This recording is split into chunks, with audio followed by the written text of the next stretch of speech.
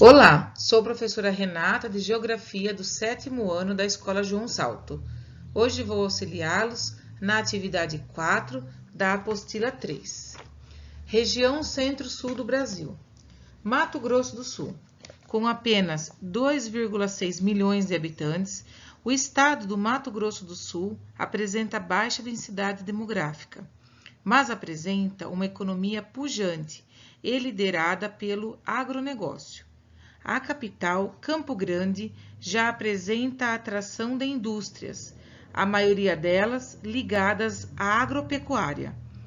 Mato Grosso do Sul foi criado em 1976, a partir da porção meridional do antigo Mato Grosso. É o estado com o maior rebanho bovino de corte do Brasil, sendo um importante produtor e exportador de carne.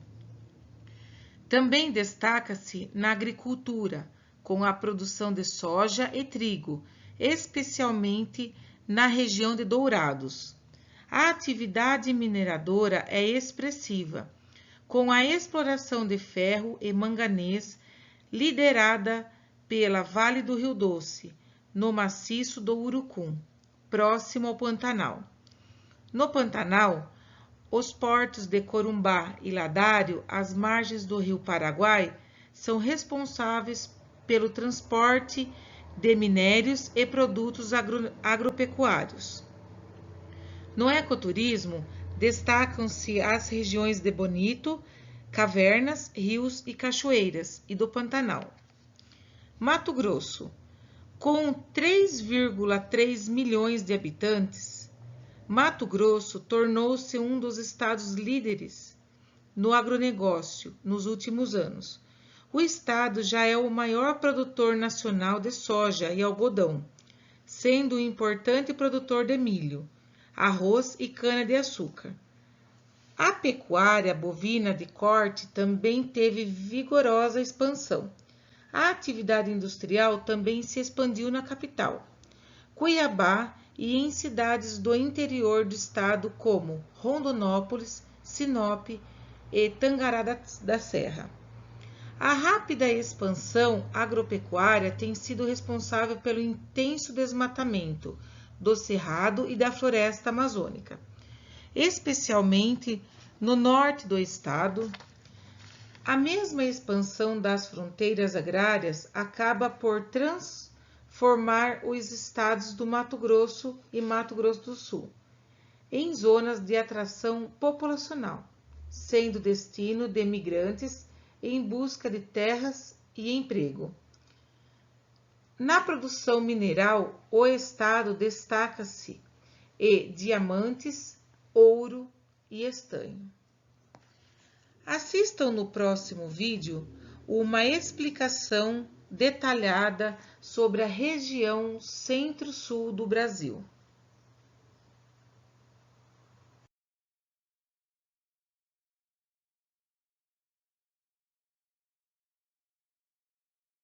Olá, internauta! Hoje vamos falar um pouquinho sobre o Centro-Sul. E o primeiro passo é reconhecer a divisão do Pedro Pinchas Geiger. Está aqui o mapinha, ó. Esse mapa revela a divisão geoeconômica do território, onde nós observamos a existência da Amazônia, do Nordeste e do Centro-Sul. Lembra que o Centro-Sul representa 1/3 do território nacional, e essa área apresenta uma população de mais de 120 milhões de pessoas. Mas, sinceramente, muito mais importante do que ficar decorando a população de um território é perceber que boa parte dela vive em cidades.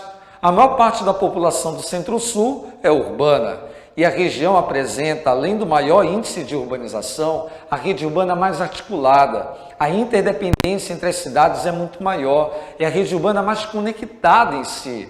E tem diversos níveis de cidades, tem metrópoles, cidades intermediárias, cidades pequenas. Essa diversidade é fundamental. Mas o dinamismo se apresenta, aparece principalmente na economia. E cuidado, esse dinamismo não se manifesta só na produção industrial. Ele também ocorre em relação à agropecuária. O nosso país é uma potência do agronegócio. Estamos entre os maiores produtores de laranja, de café, de soja do planeta. É muita coisa. E boa parte dessa produção é proveniente do Centro-Sul, símbolo dessa agropecuária moderna que tanto movimenta a economia nacional. Mas o seu dinamismo também está ligado à infraestrutura. Como assim, professor? Nós temos os principais aeroportos, principais portos, como o Porto de Santos, o Porto de Paranaguá, Porto de Itajaí, Santa Catarina. Tem a principal infraestrutura de geração de energia, a extração de petróleo no litoral fluminense, de hidroeletricidade no estado do Paraná, com a usina de Itaipu. Então dá para perceber que o dinamismo vai muito além. Resumidamente, eu posso dizer, então, que o Centro-Sul se constitui como um núcleo geoeconômico do Brasil, que tem as atividades mais modernas, concentra o centro político do território, que é Brasília, e possui também a melhor infraestrutura. Mas, professor, como que esse dinamismo, historicamente, ele foi sendo construído? Não tem como falar sobre ele sem se reportar ao século XVIII, o auge da economia mineradora. A mineração, ela foi responsável por uma série de mudanças na organização do território. Dentre elas, foi através da atividade mineradora que nós verificamos o deslocamento do eixo político e econômico do Nordeste em direção ao Centro-Sul. Em 1763, a capital saiu de Salvador e foi para o Rio de Janeiro. Mudança da estrutura política. O foco da economia, que até então girava em torno do cultivo da cana, passou a ser a atividade mineradora. Só que não tem como retratar a mineração sem lembrar das entradas e bandeiras. Lembra? Foram as expedições realizadas pelo governo português e por particulares para conhecer o território, encontrar metais preciosos, capturar índios, recapturar escravos que haviam formado quilombos, e foi numa dessas expedições que encontraram metais preciosos, e a economia mineradora passou a se estruturar.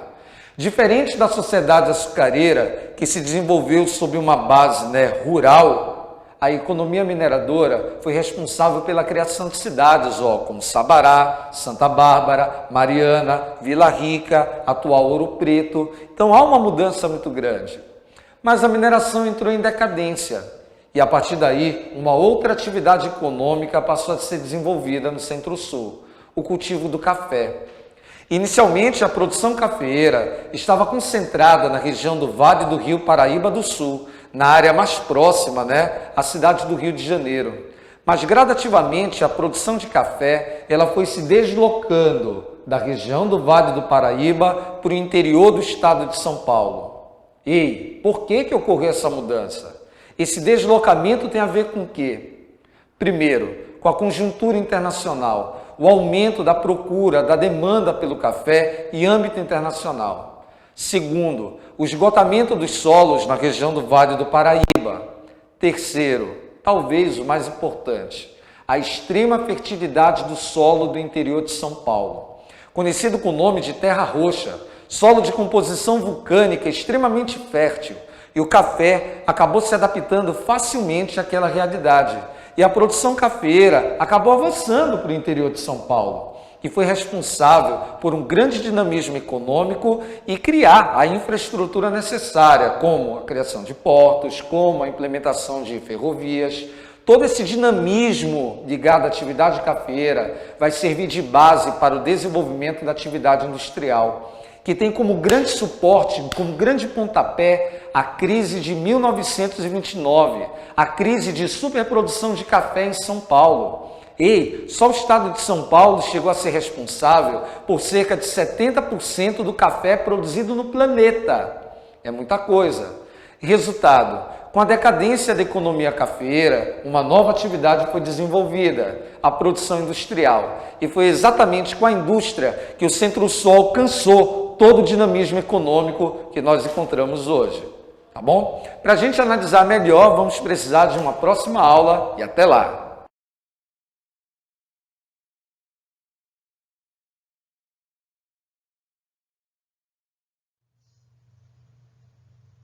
Responda: a atividade mineradora no Mato Grosso do Sul é expressiva?